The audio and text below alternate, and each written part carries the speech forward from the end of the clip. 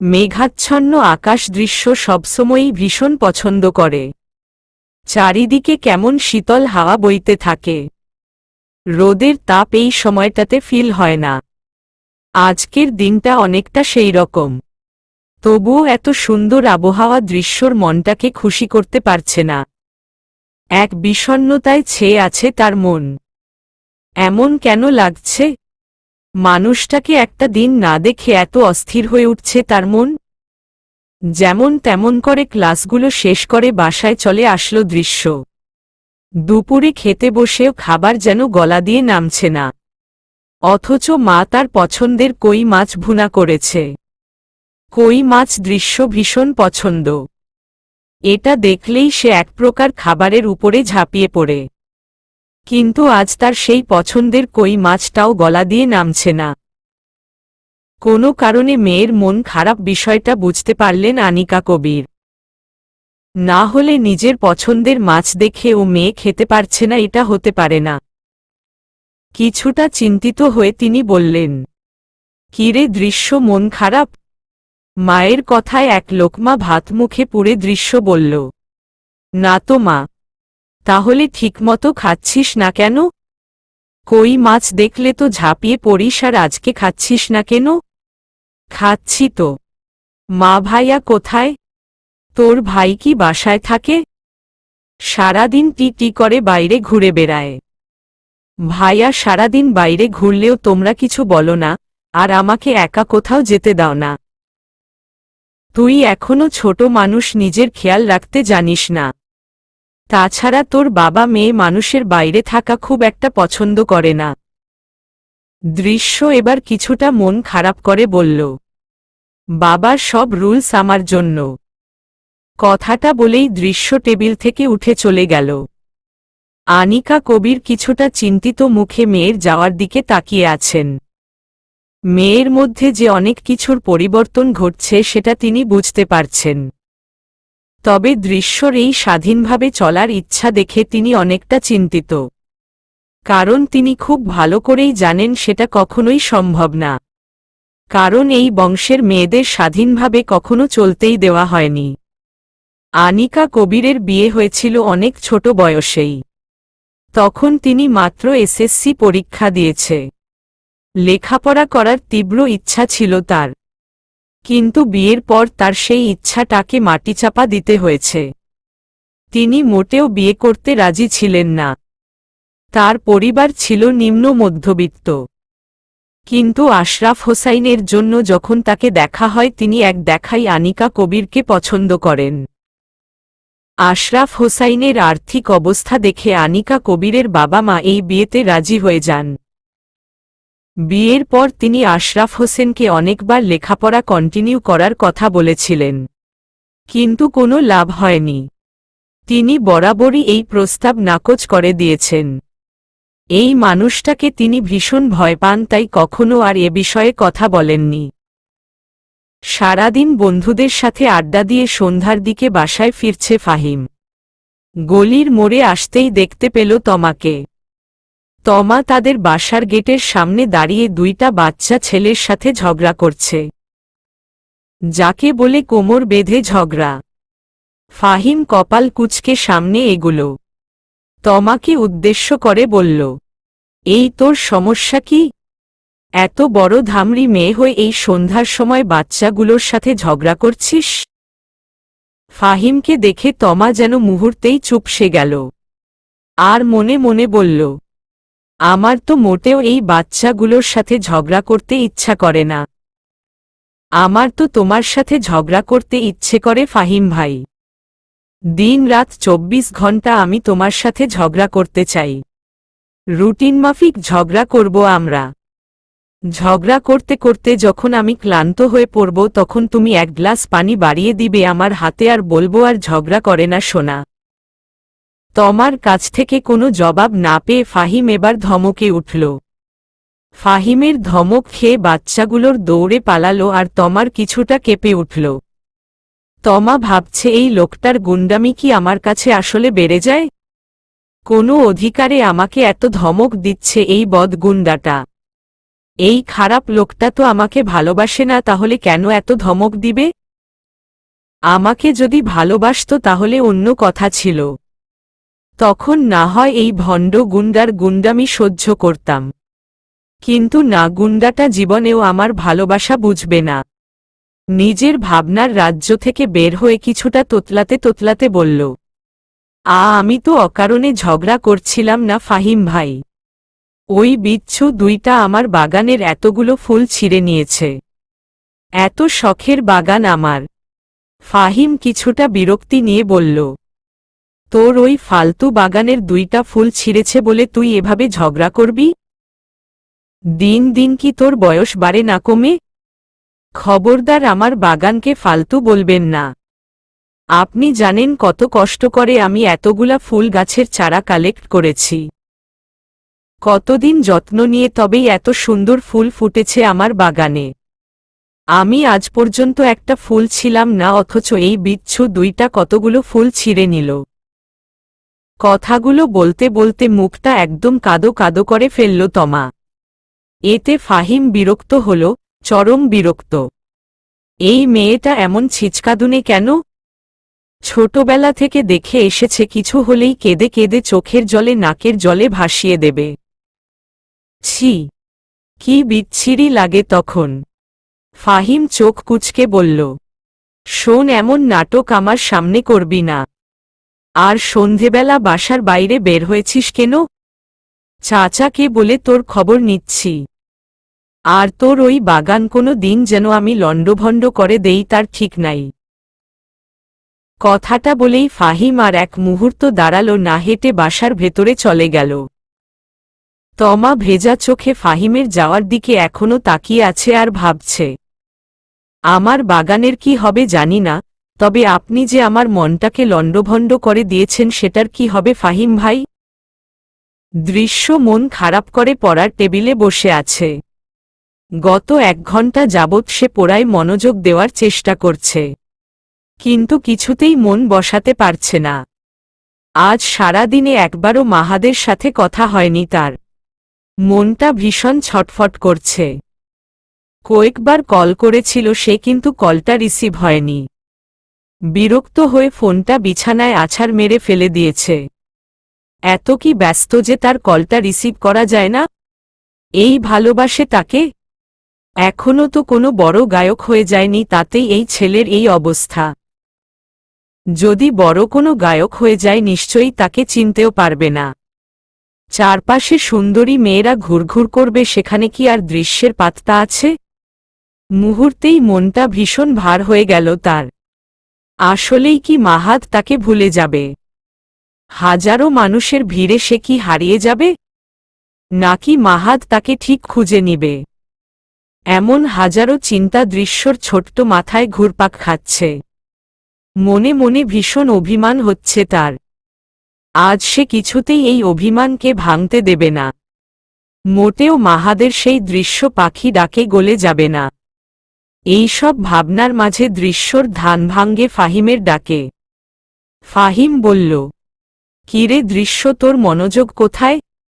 এখানেই তো ভাইয়া, বল কি হয়েছে? তুই নাকি প্রায় ওই ছিচকাদুনির সাথে গলির মোড়ে ফুচকা খেতে যাস। দৃশ্য কিছু বুঝতে পারল না, তাই জিজ্ঞাসু দৃষ্টিতে ফাহিমের দিকে তাকাল। ফাহিম বলল, আরে ওই তমা ফাজিলের কথা বলছি। এবার দৃশ্য বুঝতে পেরে মুচকি হেসে বলল, হ্যাঁ গিয়েছি, তাতে কি? ভবিষ্যতে যাতে আমাকে বেশি না জ্বালাতে পারে তাই এখন থেকেই আপুর সাথে একটা ভালো বন্ডিং করে নিচ্ছি। ফাহিম দৃশ্যের কথা কিছুই বুঝতে পারল না, তাই জিজ্ঞাসা করল, ওই তমা ভবিষ্যতে তোকে কেন জ্বালাবে? আরে ভাইয়া, তুমি তো জানো না মেয়েরা ননদ নামক জিনিসটাকে খুব একটা পছন্দ করে না। দৃশ্য কথায় ফাহিম হা করে তাকিয়ে থাকল। বিষয়টা ধরতে তার 2 সেকেন্ড সময় লাগল। যখন বুঝতে পারল তখন দৃশ্যর মাথায় চাটি মেরে বলল, বেশি পেকে গেছিস। ওই তমার সাথে থেকে তোর এই অবনতি। খবরদার তোকে যেন আর ওর সাথে না দেখি। দৃশ্য বিরক্তি নিয়ে বলল, তোমার আপুর মতো এমন সুন্দরী একটা মেয়ে খুঁজে বের করো তো ভাইয়া। এখন পাত্তা দিচ্ছ না তো, যখন অন্য কেউ নিয়ে উড়ে যাবে না তখন ভ্যা করে কেঁদো না। ফাহিম দৃশ্য টেবিলে থাকা ক্যালেন্ডারটা আছাড় মেরে ফ্লোরে ফেলে রুম থেকে চলে গেল। দৃশ্য এখন ভীষণ হাসি পাচ্ছে, তবে তার ভাইয়ের মনে কি চলছে সেটা ঠিক ধরতে পারছে না। রাত প্রায় 12:30 বাজে। দৃশ্য শুয়ে শুয়ে ফেসবুকে স্ক্রল করছে। আসলে তার কিছুতেই ঘুম আসছে না, না পড়ায় মন বসছে। আর ওই মাহাদ ব্যাটা, তাকে তো আর কল করেনি। হঠাৎ তার ফোন বেজে উঠল। দৃশ্য দ্রুত আগে ফোনটা সাইলেন্ট করল। এত রাতে ফোনের আওয়াজ পেলে বাসার সবাই তার খবর করে ছাড়বে। এতক্ষণে মাহাদ প্রায় কয়েকবার কল করে ফেলেছে, কিন্তু দৃশ্য কিছুতেই ফোন ধরছে না। বারবার কল আসাতে দৃশ্য বিরক্ত হয়েই ফোনটা ধরল আর বলল, হ্যালো, বারবার কল করছি, রিসিভ করছো না কেন? মাহাদের ধমক শুনে দৃশ্য মনটা আরও খারাপ হয়ে গেল। একে তো সারাদিন একটা কল করেনি, আবার এই রাতের বেলা কল করে তাকেই ধমকাচ্ছে। মাহাদ আবার বলে উঠল, কথা বলছো না কেন? আর এত রাতে অনলাইনে কি হুম? দৃশ্যর এখন মন চাইছে হাতের মোবাইলটা দিয়ে মাহাদের মাথা ফাটিয়ে দিতে। এই ছেলেটা ভীষণ খারাপ, তাকে একটুও ভালোবাসো না, ফালতু একটা ছেলে। কিছুটা রেগে দৃশ্য বলল, আমি যা খুশি তা করব, তাতে আপনার কি? আপনিও তো সারাদিন যা খুশি তা করে বেড়ান, তাতে আমি কিছু বলেছি? মাহাদ এবার বুঝতে পারল তার ছোট্ট পাখিটা অভিমান করেছে, তাই অনেকটা আদুরে গলায় বলল, আমার দৃশ্য পাখিটা কি রাগ করেছে? মাহাদের আদুরে গলা শুনে দৃশ্য তো পুরো আইসক্রিমের মতো গলে গেল। ইসস, মাহাদের কণ্ঠটা যে কোনো মেয়েকে পাগল করতে যথেষ্ট। তার আদুরে গলায় কথা বলা শুনে দৃশ্যর মনে হাজারো বাটারফ্লাই উঠতে শুরু করল।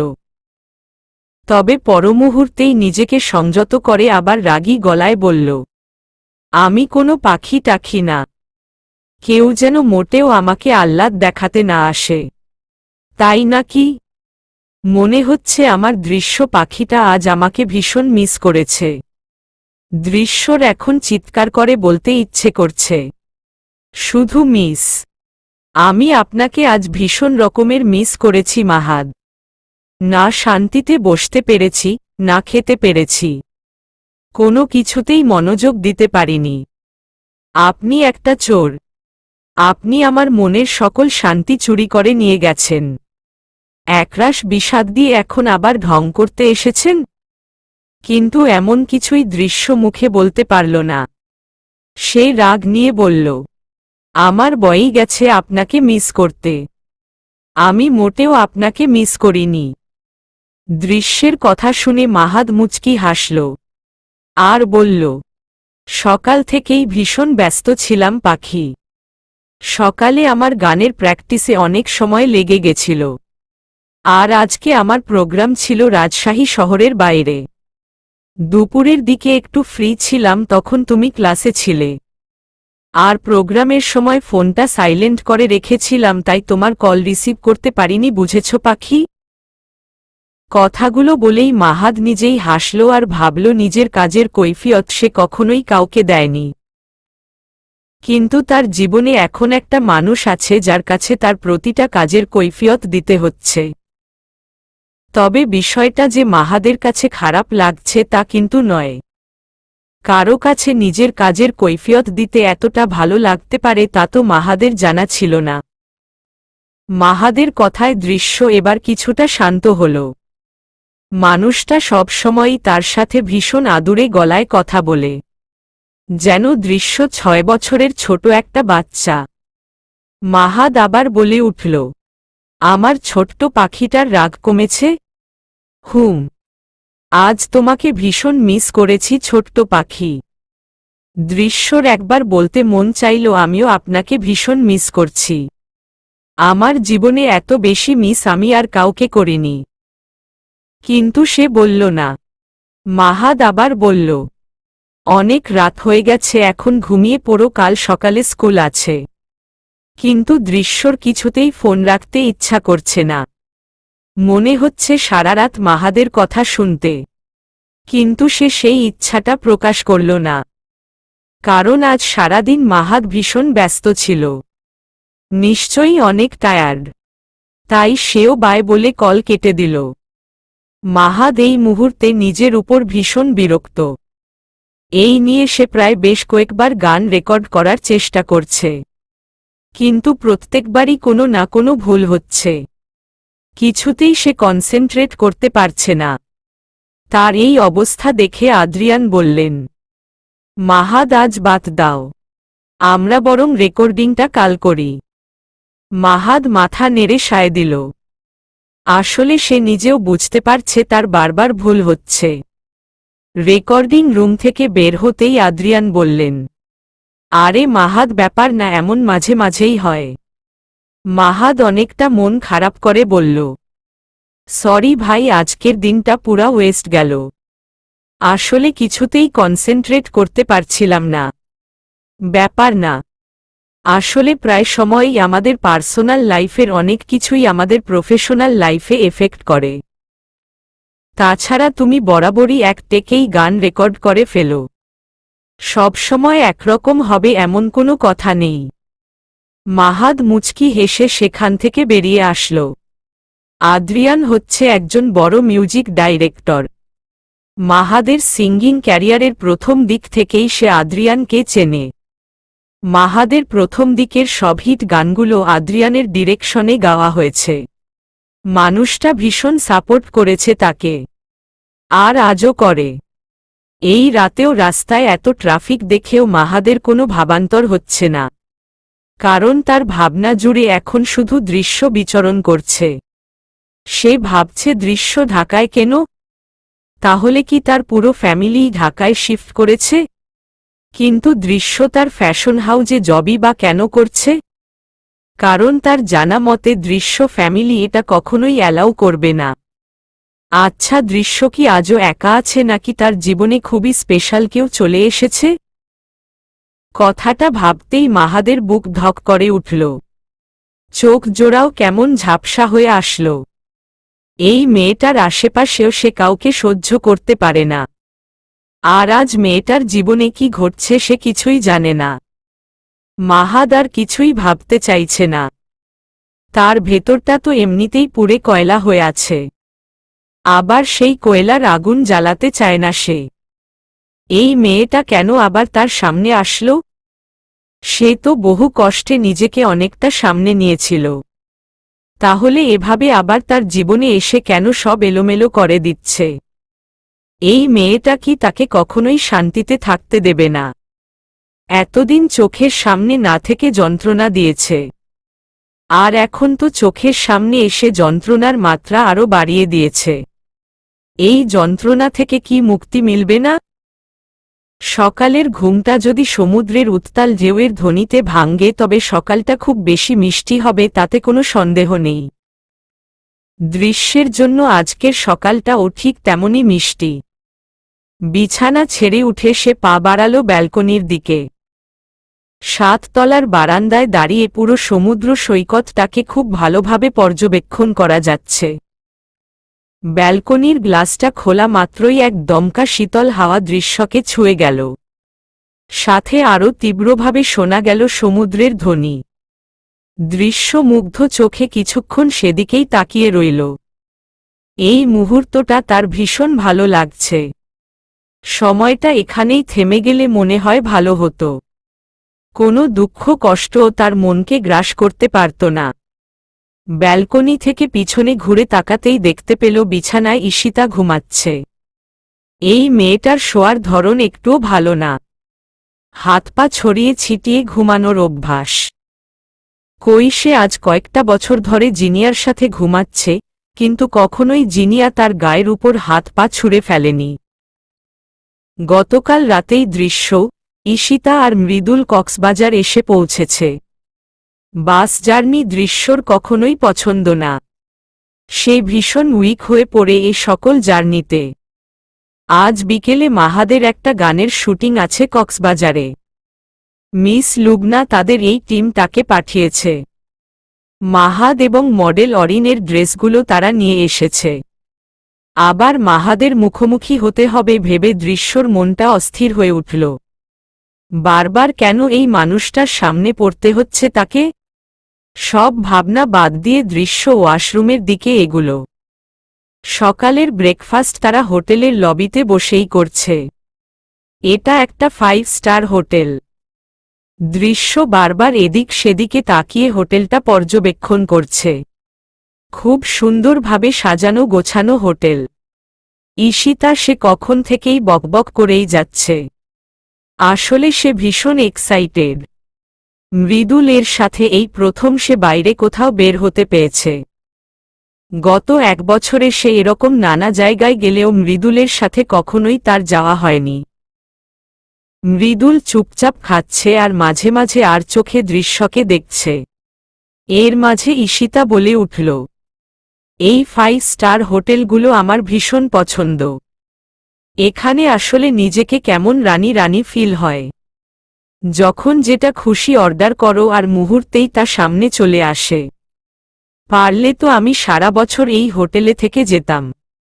ঈশিতার কথায় মৃদুল এবং দৃশ্য দুজনেই হাসতে লাগল। দৃশ্য বলল, এটা কিন্তু ভুল ধারণা। নিজের বাড়ির মতো আপন কোনো কিছুই হয় না। দেখবে এখানে কিছুদিন থাকার পর আর তোমার মন টিকবে না। বাড়ির জন্য অস্থির হয়ে উঠবে। কথাটা বলেই দৃশ্য চোখের সামনে নিজের বাড়ির প্রতিচ্ছবি ভেসে উঠল। সেও বাড়িটাকে ভীষণ মিস করে, সাথে বাড়ির প্রত্যেকটা মানুষগুলোকেও। মৃদুল দৃশ্যের কথায় সায় দিয়ে বলল, এটা ঠিক বলেছ দৃশ্য। বাইরের দুনিয়া যতই জাঁকজমকপূর্ণ হোক না কেন, নিজের বাসার শক্ত বিছানাতেই কিন্তু শান্তির ঘুম হয়। মৃদুলের কথায় দৃশ্য এবং ঈশিতা দুজনেই হাসতে লাগল। হঠাৎ দৃশ্যর চোখ পড়লেও সামনের দিকে। হোটেলের গেটের সামনে দাঁড়িয়ে রয়েছে মাহাদ। স্বচ্ছ কাচের ফাঁকে দৃশ্য মাহাদকে স্পষ্ট দেখতে পাচ্ছে। হঠাৎই দুজনের চোখাচোখি হয়ে গেল। মুহূর্তেই মাহাদ চোখ সরিয়ে নিল আর তার পাশে দাঁড়ানো একজন গার্ডকে কিছু বলতে লাগল। দৃশ্য দেখল মাহাদকে ঘিরে 4 জন গার্ড দাঁড়িয়ে।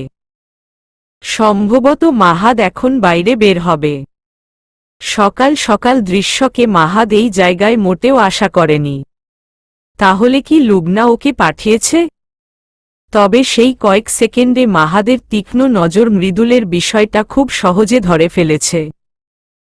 দৃশ্য কি বুঝতে পারছে না ছেলেটা তাকে ঠিক কি নজরে দেখে? নাকি দৃশ্যই এই সুযোগটা ইচ্ছা করে দিচ্ছে?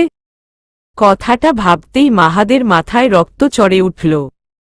তাহলে মেয়েটার এতটা অধঃপতন হয়েছে?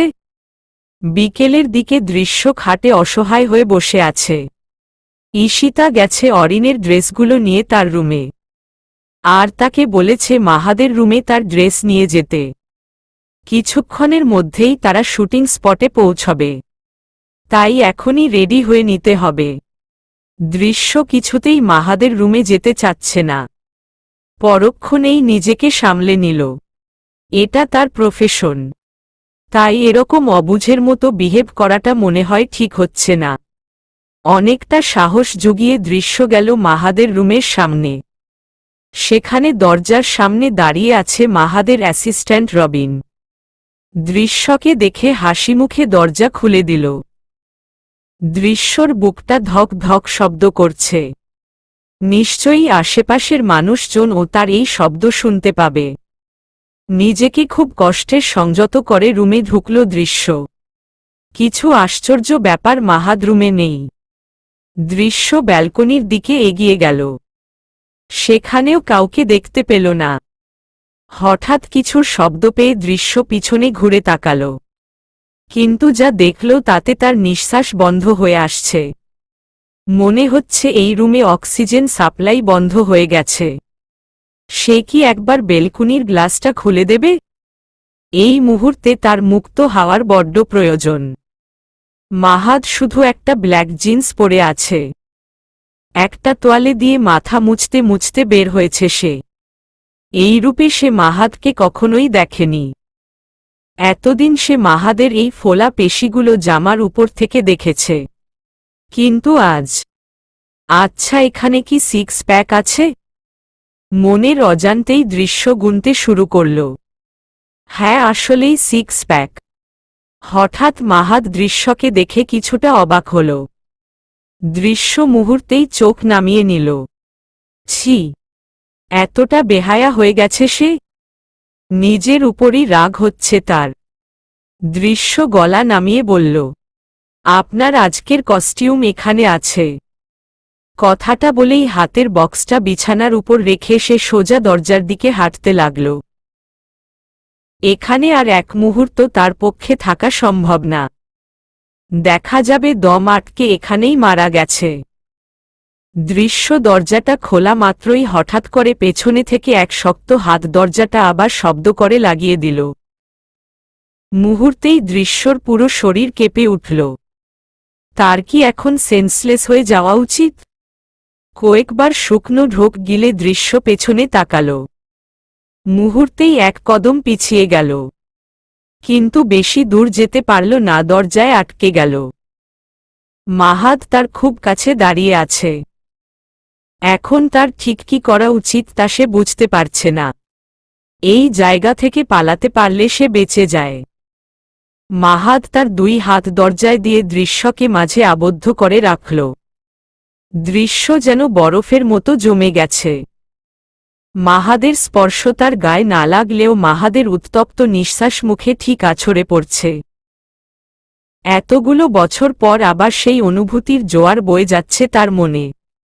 দৃশ্য মাথা তুলে তাকাতে পারছে না, কারণ সামনের মানুষটার চোখে চোখ রাখলে সে আবার হারিয়ে যাবে, যা সে মোটেও চায় না।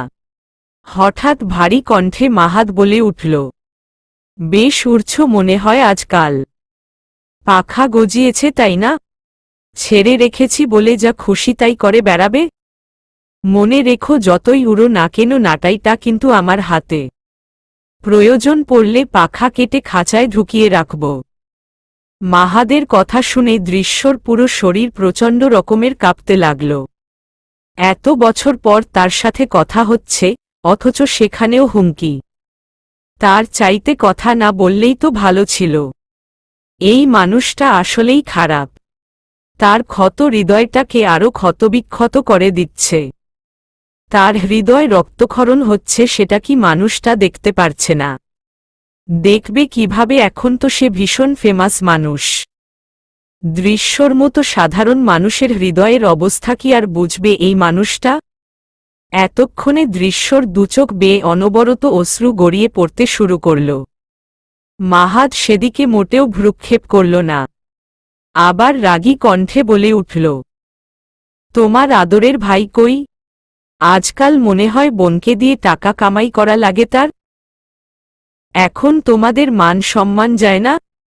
দৃশ্য দাঁত দিয়ে ঠোঁট কামড়ে নিজের কান্না থামানোর চেষ্টা করল। এই মানুষটা তাকে কেন এত কষ্ট দিচ্ছে? এই মানুষটার কাছে কোনো কৈফত দিবে না সে। এত বছর পর কিসের অধিকার দেখাচ্ছে? বিচের পাশে খুব সুন্দর একটা জায়গায় গানের শুটিং হচ্ছে। অরিন মেয়েটা দেখতে ভীষণ সুন্দর আর ভীষণ স্মার্ট। এক কথায় মডেল হওয়ার জন্য পারফেক্ট।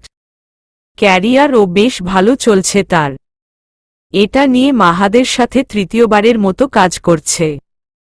তাই মাহাদের সাথে সখ্যতা ও বেশ ভালো গড়ে উঠেছে। দূরে প্রোডাকশনের সাথে দাঁড়িয়ে মাহাদের শুটিং দেখছে দৃশ্য আর ঈশিতা। ঈশিতাই তাকে জোর করে এখানে নিয়ে এসেছে। সেই ঘটনার পর দৃশ্য আর মাহাদের মুখোমুখি হতে চায়নি। এই মুহূর্তে গানের একটা রোমান্টিক সিন শুট হচ্ছে। অরিন দৌড়ে এসে মাহাদকে জড়িয়ে ধরবে, ঠিক এমনই একটা সিন চলছে।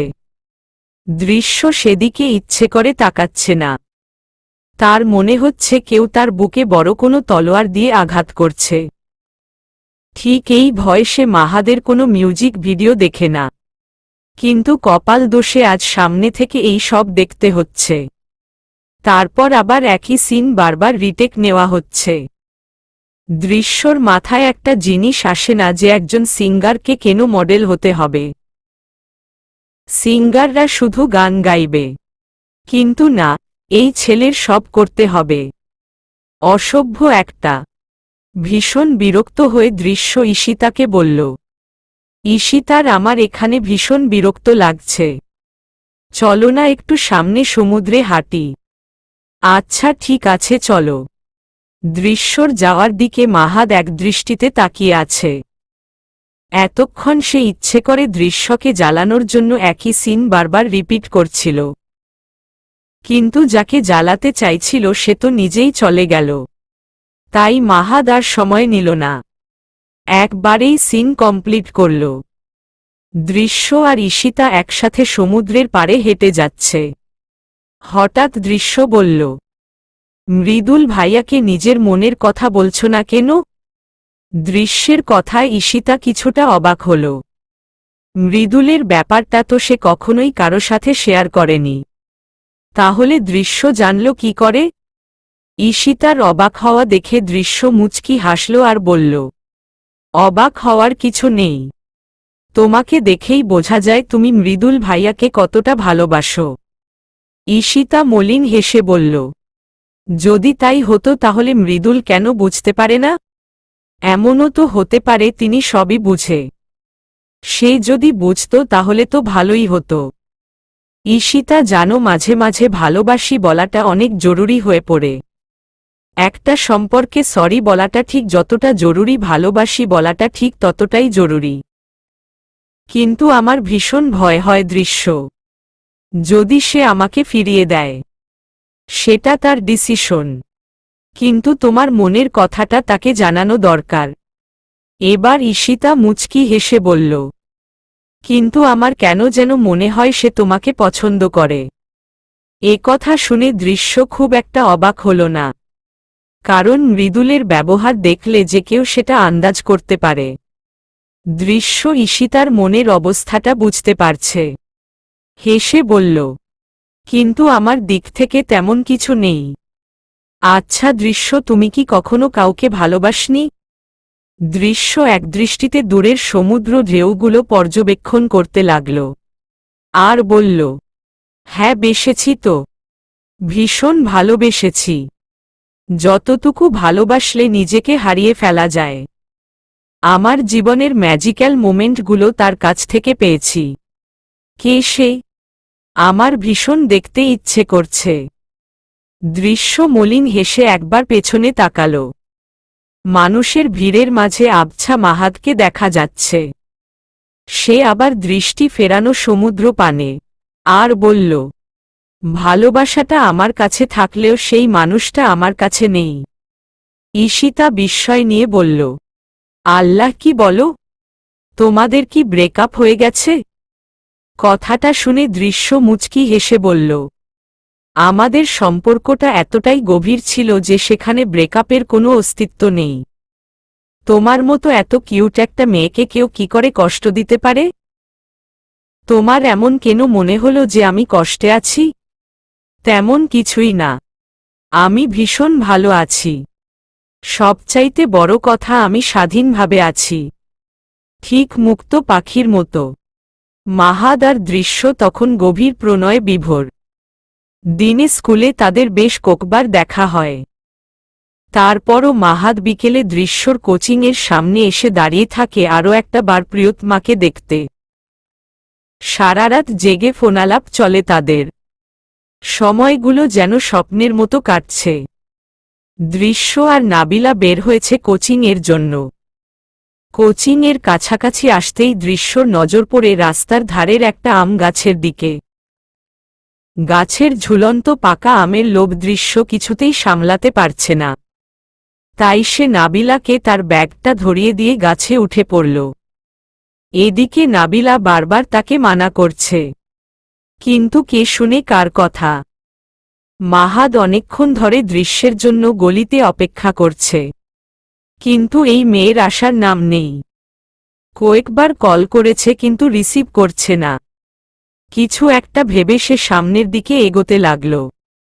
ভাবল হয়তো রাস্তায় দৃশ্যের সাথে দেখা হবে। কিন্তু এভাবে দেখা হবে সেটা ভাবেনি। একটু সামনে এগোতেই দেখতে পেল নাবিলা একটা গাছের নিচে দাঁড়িয়ে আছে। আশেপাশে চোখ বুলিয়েও দৃশ্যর দেখা পেল না। নাবিলার কাছাকাছি আসতেই তার চোখ পড়ল গাছের উপরে।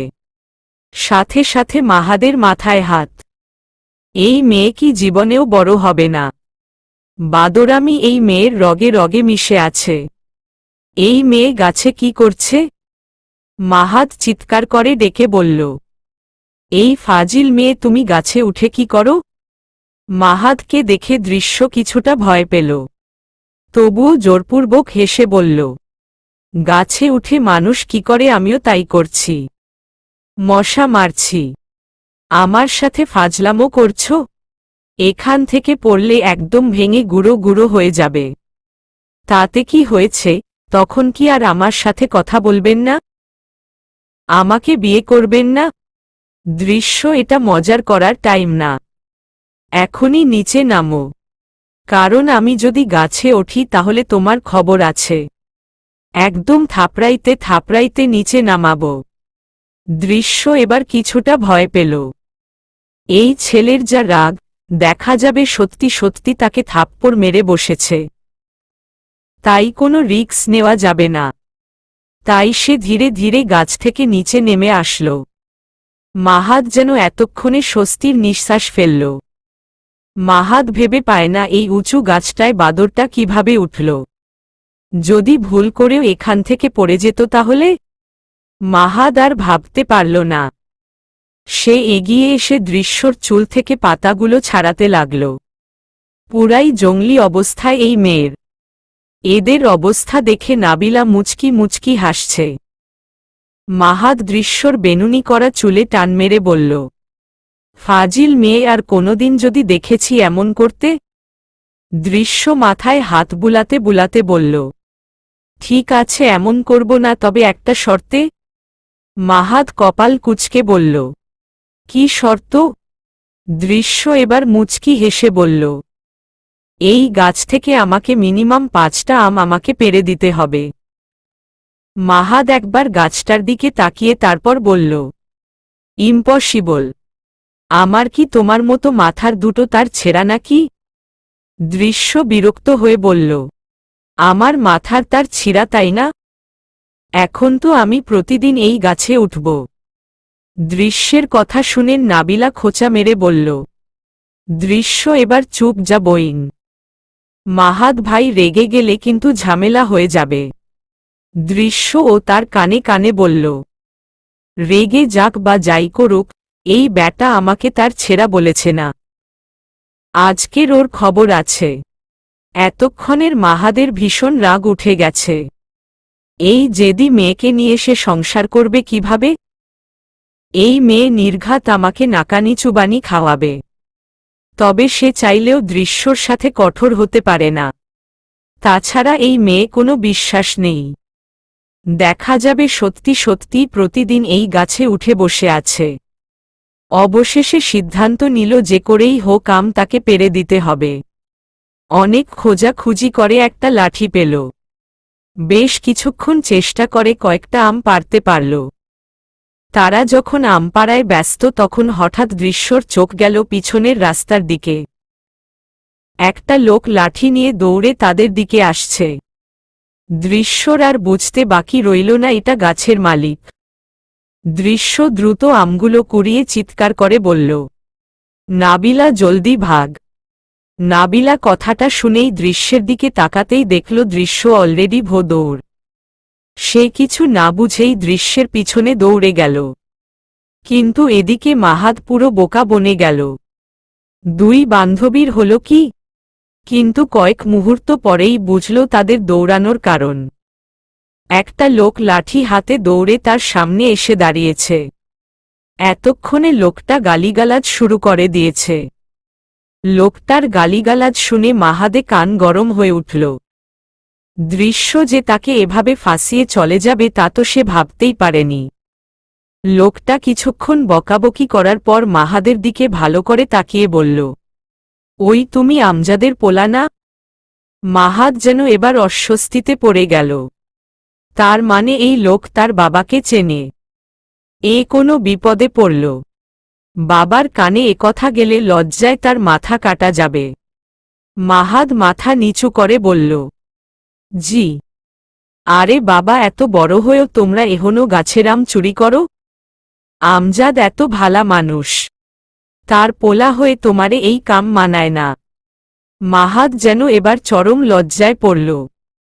এই পিচ্ছিটা যে আর কতভাবে তাকে নাকানি চুবানি খাওয়াবে আল্লাহ জানে। মাহাদ নিচু স্বরে বলল, মাফ করবেন চাচা, আর এমন হবে না। আচ্ছা যাও, তোমার বাপেরে আমার সালাম জানাইও। জি আচ্ছা, আসি, আল্লাহ হাফেজ।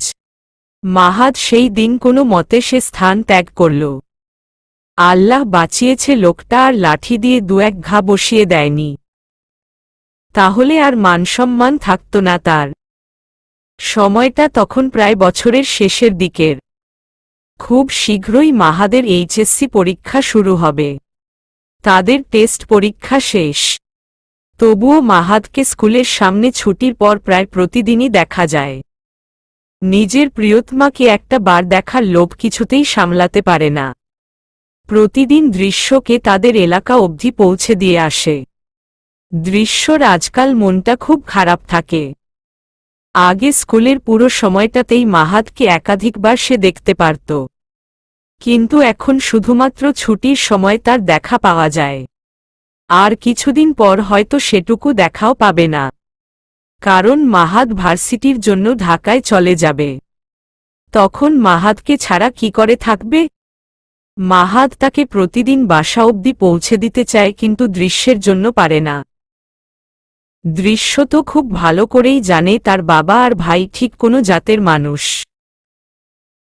দৃশ্যর কিশোর মন এটা ঠিক বুঝতে পারে যে তার বাবা বা ভাই তার এ সম্পর্কটাকে খুব একটা ভালো চোখে দেখবে না। এই সম্পর্কে সে বুঝতে পেরেছে নার্গিস আপুকে দিয়ে। নার্গিস আপু তার বড় চাচার মেয়ে, মানে নাবিলার বড় বোন। নার্গিস আপু কলেজে ওঠার পর একটা ছেলের সাথে রিলেশনে যায়। বেশ ভালোই চলছিল তাদের রিলেশন, কিন্তু একদিন কিভাবে যেন দৃশ্যর বড় চাচা এ বিষয়ে জেনে যান। তারপর ভীষণ কষ্ট সহ্য করতে হয় নার্গিস আপুকে। শারীরিক এবং মানসিক দুইভাবেই অত্যাচার করা হয় তাকে। আর ফাইনালি জোর করে অন্য জায়গাতে বিয়ে দেওয়া হয়। দৃশ্য তখন মাত্র ক্লাস 6-এ পড়ে। দৃশ্যর ছোট মস্তিষ্ক এটা ঠিক বুঝে গিয়েছিল যে নার্গিসের ওপর সবকিছুই চাপিয়ে দেওয়া হচ্ছে। বর্তমানে নার্গিস আপুর 1 বছরের একটা ছেলে আছে। দৃশ্য এখন বুঝতে পারে চাপিয়ে দেওয়া সেই সম্পর্কটাতে নার্গিস আপু কখনোই সুখী হতে পারেনি। এটা তাদের বংশের প্রথম ঘটনা নয়। দৃশ্যর ফুপির সাথে অনেকটা এমন ঘটনা ঘটে। তিনিও একজনকে ভীষণ পছন্দ করতেন, কিন্তু সেই মানুষটার পরিবারের সাথে তার দাদা হয়তো কোনো দ্বন্দ্ব ছিল, তাই তার বাবা, চাচা আর দাদা বিয়ে দিতে নারাজ ছিল। জোর করে ফুপিকে অন্যত্র বিয়ে দেন। বিয়ের প্রায় 1.5 বছরের মাথায় ফুপি সুইসাইড করেন, কারণ তার স্বামী তার ওপর শারীরিক অত্যাচার করতেন। ভালোবাসার মানুষটিকে হারিয়ে তিনি মানসিকভাবে ভেঙে পড়েছিলেন। তার ওপর স্বামীর অত্যাচার, যেটা তিনি একদমই মেনে নিতে পারেননি। দৃশ্য মনে মনে ভাবে তাদের বংশের মেয়েদের ক্ষেত্রে প্রেম ভালোবাসা গুরুতর অপরাধ, অথচ তাদের বংশের মেয়েরাই বোধহয় সবচেয়ে বেশি প্রেমে পড়ে আর নিজের জীবনে কষ্টের সাগর বয়ে নিয়ে আসে। আজকাল তো দৃশ্য সেই পথেই হাঁটছে। এই সম্পর্কে জড়িয়ে দৃশ্য যত্না আতঙ্কে থাকে তার চেয়ে বেশি থাকে নাবিলা। সে নিজের বড় বোনের অবস্থা দেখেছে, তাই দৃশ্যের জন্য তার ভীষণ ভয় হয়। মাঝে মাঝে ভীষণ ভয় হয় দৃশ্যর। মাহাদের সাথে কিভাবে যেন তার সম্পর্কটা হয়ে গেছিল। সে তার নিজেকে কিছুতেই সামলাতে পারেনি। আসলে মাহাদ মানুষটাই এমন, যাকে এড়িয়ে চলা মোটেও সহজ নয়। সেই ধূসর চোখের মায় সে তো অনেক আগেই আটকে গেছে। প্রতিদিনের মতো আজও মাহাদ দাঁড়িয়ে আছে দৃশ্যের জন্য। কিছুক্ষণ পর দৃশ্য চলে আসলো। দৃশ্যকে দেখেই মাহাদ বলল, কি ব্যাপার পিচ্চি, মন খারাপ? না, কিন্তু আমার তো মনে হচ্ছে আমার ছোট্ট পাখির মনটা অনেক খারাপ। দৃশ্য আবার মুখটা মলিন করে বলল, আচ্ছা, আপনি যে প্রতিদিন স্কুলের সামনে দাঁড়িয়ে থাকেন, তাহলে লেখাপড়া কখন করেন? নিশ্চয়ই আপনার লেখাপড়ায় অনেক ক্ষতি হচ্ছে। মাহাদ মুচকি হেসে বলল, আরে পিচ্চি, তোমাকে এটা নিয়ে টেনশন করতে হবে না। আমার প্রিপারেশন অনেক ভালো আছে। আমি কি তোমার মতো ফাঁকিবাজ নাকি? তারপর হালকা কপাল চুলকে আবার বলল, তাছাড়া আমার পিচ্চি পাখিটাকে না দেখলে লেখাপড়ায় মনোযোগ বসে না, তাই তো ছুটে আসি। দৃশ্য ও মাথা নিচু করে কাঁপা কাঁপা কণ্ঠে বলল, কিছুদিন পর তো আপনি ঢাকায় চলে যাবেন, তখন আমাকে না দেখে কিভাবে পড়ায় মনোযোগ বসাবেন? মাহাদ কিছুটা অবাক হয়েই দৃশ্যের দিকে তাকাল। তার পিচ্চিটা কি কান্না করছে? তার মানে পিচ্চিটা তার ঢাকা যাওয়ার কথা চিন্তা করে এখন থেকেই কান্না শুরু করেছে। মাহাদ মনে মনে ভীষণ খুশি হল। সে ঠিক যেভাবে দৃশ্যকে অনুভব করে, দৃশ্যও তাকে তেমনভাবেই অনুভব করে। মাহাদ হঠাৎ দুই হাতে দৃশ্য চিবুক স্পর্শ করে তার দিকে ফেরাল। তারপর চোখের অশ্রুগুলো মুছে দিয়ে কিছুটা সিরিয়াস হয়ে বলল, দৃশ্য, জানো আমার একটা জিনিস চুরি হয়েছে? দৃশ্য অবাক হয়ে কান্না বন্ধ করে বলল, আল্লাহ, কবে? কি চুরি হয়েছে? মাহাদ আবারও গম্ভীর মুখে বলল, আমার খুব মূল্যবান কিছু চুরি হয়েছে। দৃশ্য ফ্যাল ফ্যাল চোখে তাকিয়ে আছে। এবার মাহাদ মুচকি হেসে বলল, আমার মনটা চুরি হয়েছে। একটা পিচ্চি পাখি আমার মনটা চুরি করে সাথে নিয়ে গেছে। মাহাদের কথা শুনে দৃশ্য ভীষণ লজ্জা পেল। নিচের ঠোঁট কামড়ে মাথা নিচু করে নিল। এই ছেলেটা ভীষণ ফাজিল, খালি তাকে লজ্জা দেওয়ার সুযোগ খোঁজে। আজ মাহাদদের বিদায় অনুষ্ঠান।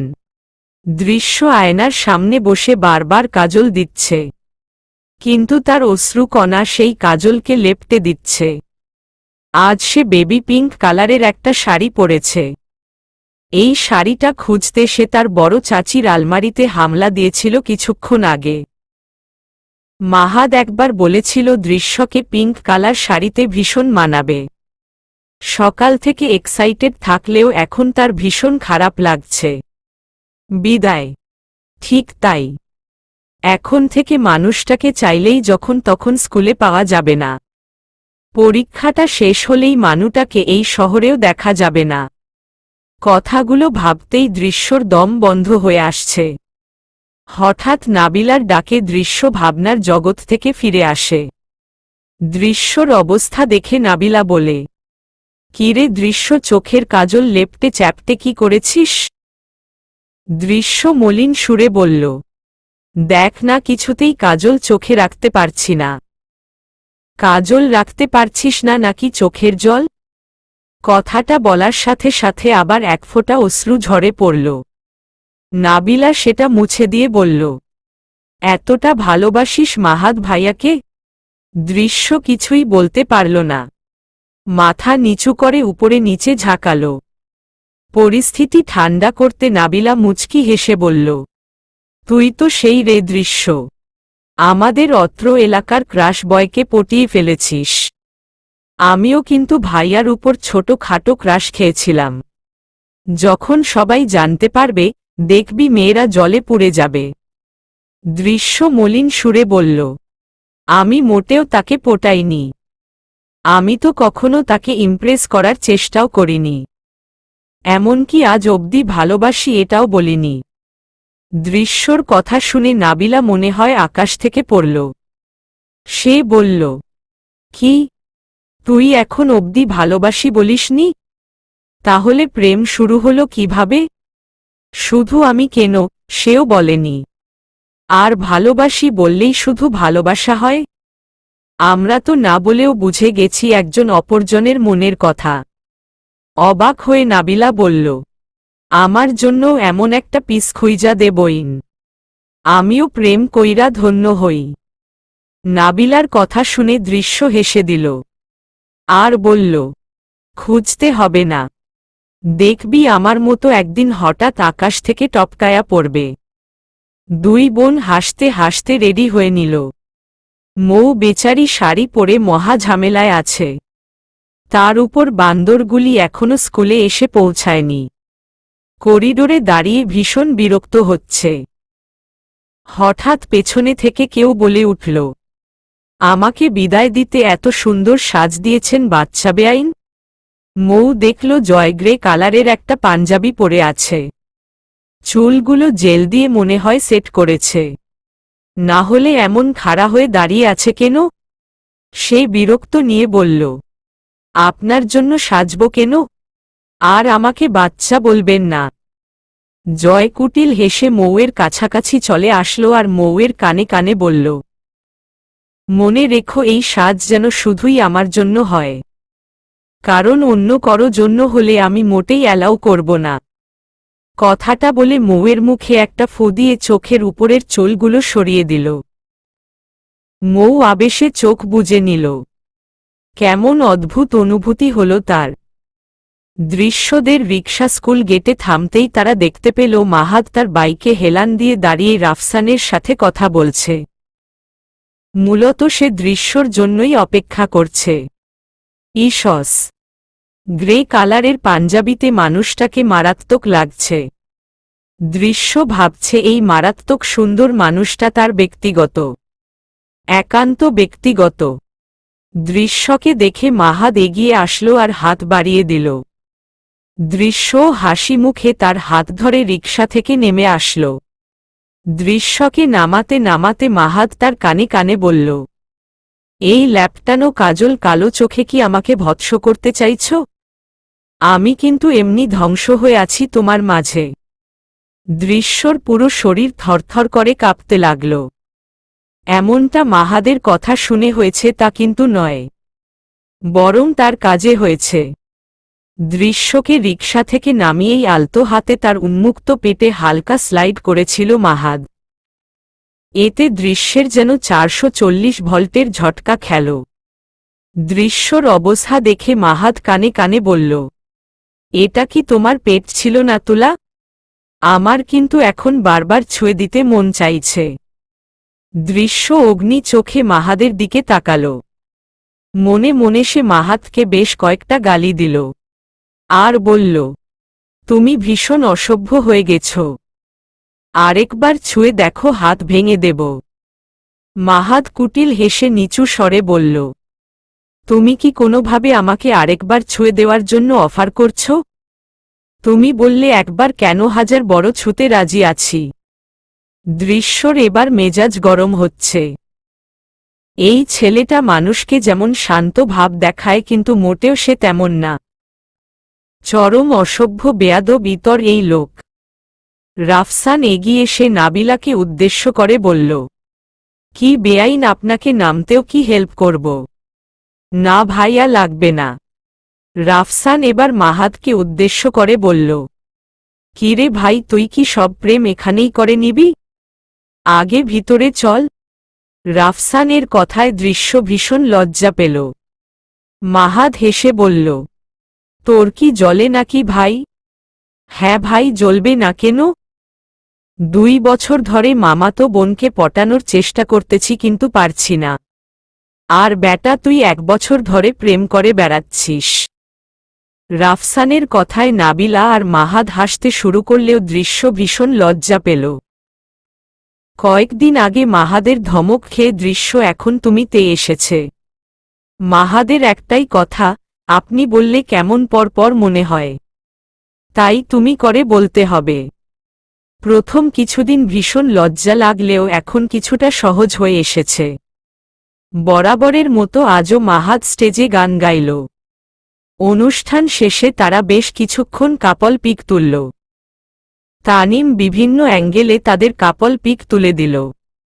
তবে আজ দৃশ্য একটা জিনিস খেয়াল করেছে, জয় মৌয়ের দিকে কেমন করে যেন তাকিয়েছিল সারাদিন। দৃশ্য ভাবছে তাদের মধ্যে কি কিছু চলছে। কিন্তু এমন হলে তো মৌ তাকে ঠিক জানত। জয় তানিমকে খোঁচা মেরে বলল মৌয়ের সাথে তার কয়েকটা পিক তুলে দিতে। কথাটা শুনেই তানিম ৩২ দন্ত বের করে হেসে দিল। তার এই বন্ধুটাও আরেকটা বাচ্চার কাছে ফেঁসে গেছে সেটা সে ভালো করেই বুঝতে পারল। জয় মৌয়ের পাশে দাঁড়াতেই মৌ অগ্নি চোখে তাকাল। আরও রেগে বলল, আপনি আমার পাশে দাঁড়িয়েছেন কেন? জয় মাথা চুলকে মুচকি হেসে বলল, ভাবলাম বেআইনের সাথে কয়েকটা ছবি তুলে রাখি। মাহাদ আর দৃশ্যর বেবিদের দেখাতে হবে না তার মামা মামির কতটা খেয়াল রেখেছে। বেচারি মৌ প্রথমে না বুঝলেও কিছুক্ষণ পরে বুঝতে পারল আর রেগে সেখান থেকে চলে গেল। মাহাদ কিছুক্ষণ কাপল পিক তুলে তারপর দৃশ্যকে নিয়ে বাইকে চড়ে বেরিয়ে গেল। আজ সে দৃশ্যকে নিয়ে কিছুক্ষণ ঘুরতে চায়। এই প্রথম দৃশ্য মাহাদের বাইকে উঠেছ। তার ভীষণ আনইজি ফিল হচ্ছে। কিছুটা দূরত্ব নিয়ে বসলেও মাহাদ এত জোরে বাইক চালালো যে বাধ্য হয়ে ঝাপটে ধরতে হলো তাকে। মাহাদ বাইক থামালো একটা আইসক্রিম পার্লারের সামনে।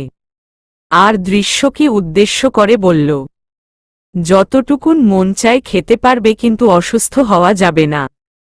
ভেবে চিনতে খাবে। দৃশ্য মনে মনে আবার মাহাদকে বকল আর বলল, কথায় কথায় খালি থ্রেট দেওয়া। এই শান্ত চেহারার মাঝে যে এতটা বদরাগী মানুষ লুকিয়ে আছে তা কি সবাই জানে?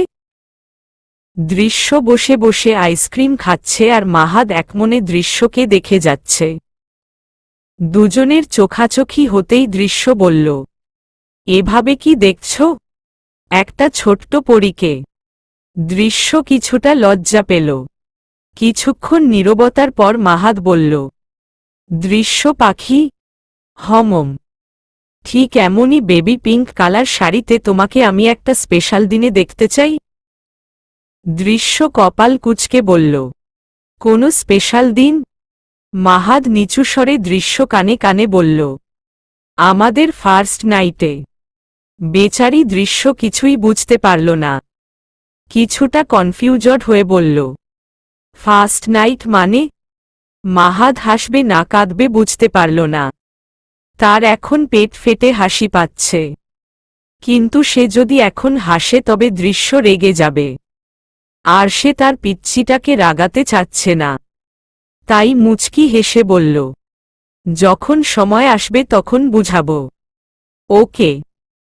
তবে দৃশ্য ওকে বললেও তার কৌতূহল মন এটা জানতে ব্যাকুল হয়ে আছে। কিছুক্ষণ ঘোরাফেরা করে মাহাদ দৃশ্যকে নিয়ে আবার স্কুলে চলে আসল।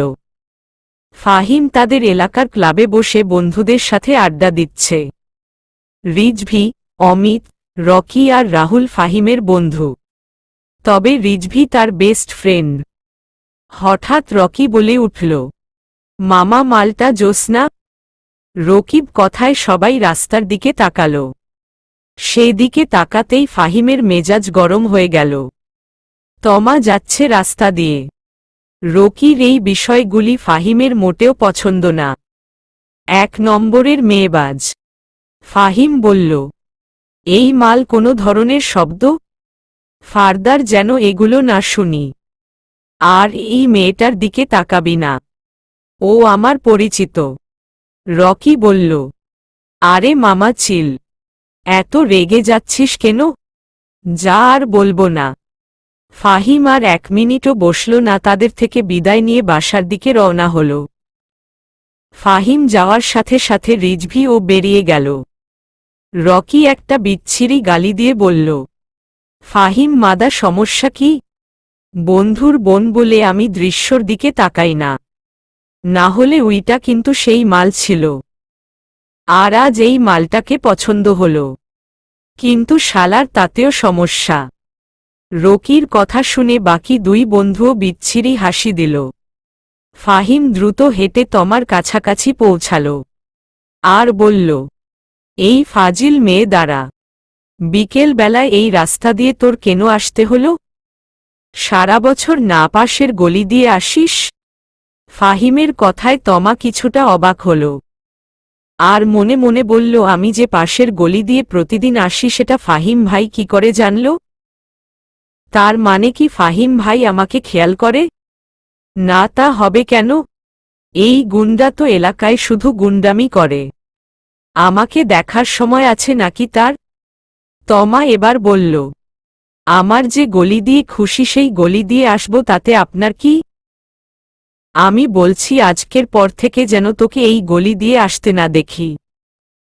আপনি বললেই আমি শুনব কেন? তুই শুনবি না, তোর ঘাড় শুনবে। ঠিক আছে, তাহলে আমার ঘাড়কেই শোনান। মেজাজ গরম করবি না, তোর ভালোর জন্যই বলছি। তমা হেসে বলল, আমার ভালো কবে থেকে দেখা শুরু করলেন ফাহিম ভাই? ফাহিমের এবার প্রচণ্ড মেজাজ গরম হল। সবাই বলে তাদের বংশের ছেলেদের নাকি রক্ত ভীষণ গরম থাকে। সেই ধারাবাহিকতায় ফাহিমের একই অবস্থা। সে কষে তমার গালে একটা থাপ্পড় দিয়ে বসল। তমা হতবাক হয়ে গালে হাত দিয়ে দাঁড়িয়ে আছে। তার চোখ দিয়ে ঝরছে অশ্রুকণা। ফাহিম প্রচণ্ড রেগে বলল, এই থাপ্পড়ের কথা মনে থাকলে আর জীবনেও এই গলি দিয়ে আসবি না। কথাটা বলেই ফাহিম চলে গেল। তমা কাঁদতে কাঁদতে ফাহিমের দিকে তাকিয়ে ভাবতে লাগল, অসভ্য গুন্ডা একটা। ভালোবাসতে পারবে না কিন্তু থাপ্পড় দিতে পারবে। এই তমা আর জীবনেও তোর মতো গুন্ডার সাথে কথা বলবে না। ভীষণ অভিমান নিয়ে তমা ও বাড়ির দিকে এগুতে লাগল। কয়েকদিন যাবৎ মাহাদ ভীষণ ব্যস্ত লেখাপড়া নিয়ে। পরশু থেকে তার পরীক্ষা শুরু। তাই দৃশ্য মাহাদের সাথে যোগাযোগ কিছুটা কমিয়ে রেখেছে। সে কিছুতেই চায় না তার জন্য মাহাদের লেখাপড়ায় কোনো ক্ষতি হোক। রাতে মাহাদ দৃশ্যকে কল করল। ফোন রিসিভ করে দৃশ্য বলল, এই তোমার না পরশু পরীক্ষা, লেখাপড়া রেখে আমাকে কল কেন করেছ? একটু কথা বলে রেখে দিব। কথা না বললে পড়ায় মনোযোগ দিতে পারি না তো। দৃশ্য মুচকি হাসল আর বলল, আপনার ফ্লার্ট করা শেষ? আমি তো সারা জীবনই তোমার সাথে ফ্লার্ট করে যাব। দেখতে দেখতে মাহাদের পরীক্ষাগুলো শেষ হল। সকালে মাহাদের মারুমে এসে দেখলেন ছেলে গভীর ঘুমে মগ্ন। পরীক্ষার প্রেসারে ছেলেটা একদম শুকিয়ে গেছে। তিনি পরম আদরে ছেলেকে ঘুম থেকে ডেকে তুললেন আর বললেন, মাহাদ আর কত ঘুমাবি, ওঠ, উঠে নাস্তা কর। কয়েকদিন পর ঢাকা চলে যাবি, তখন এগুলো বলতে আসব না। মায়ের কথা শুনে মুচকি হেসে মায়ের কোলে মাথা রেখে ঘুম ঘুম কণ্ঠে বলল, মা তুমিও চলো না আমার আর বাবার সাথে। না রে, ঢাকা শহরে আমার মন বসে না, তাছাড়া আম্মাও ঢাকা শহরে যেতে রাজি না। ওই বুড়িকে একদিন উঠিয়ে ঠিক ঢাকায় নিয়ে চলে যাব। হয়েছে, আগে নাস্তা কর। তুমি যাও, আমি ফ্রেশ হয়ে আসছি। মাহাদ উঠে আগে দৃশ্যকে একটা গুড মর্নিং মেসেজ দিল। প্রতিদিন ঘুম থেকে ওঠার পর এটাই তার প্রথম কাজ।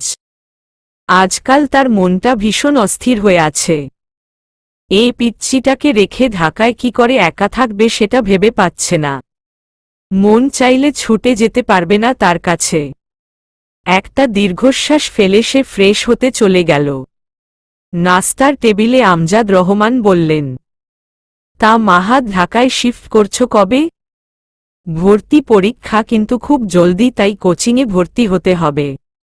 যত জলদি পারো শিফট করো।